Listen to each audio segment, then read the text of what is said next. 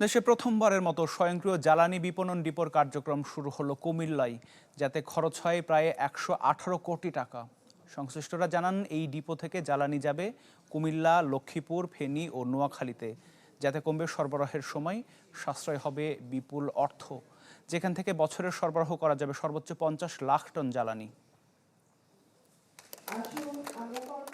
কুমিল্লার বরুড়ায় শুরু হলো দেশের প্রথম অটোমেটেড পেট্রোলিয়াম ডিপো, যাতে ট্যাঙ্ক লরিতে স্বয়ংক্রিয়ভাবে লোড হবে তেল। যেখানে থাকছে আধুনিক fire detection, alarm, foam, suppression system সহ সর্বোচ্চ নিরাপত্তা ব্যবস্থা। Japan Bangladesh joint venture company JBS holdings limited. Chattogram থেকে ঢাকা পর্যন্ত পাইপলাইনে জ্বালানি তেল পরিবহন প্রকল্পের আওতায় নির্মাণ করা হয় এই ডিপো, যাতে খরচ হয় প্রায় 118 কোটি টাকা। যেখান থেকে জ্বালানি যাবে কুমিল্লা, লক্ষ্মীপুর, ফেনী ও নোয়াখালীতে, যাতে কমবে সরবরাহের সময়, সাশ্রয় হবে বিপুল অর্থ।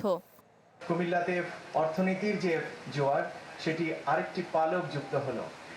কারণ এর আগে আমাদের পেট্রোলিয়াম জাতীয় পদার্থগুলো আনা হতে হয় চট্টগ্রাম থেকে, নইলে চাঁদপুর থেকে, কিন্তু এখন থেকে কুমিল্লা থেকেই আমাদের এই পেট্রোলিয়াম জাতীয় পদার্থ নিতে পারবে।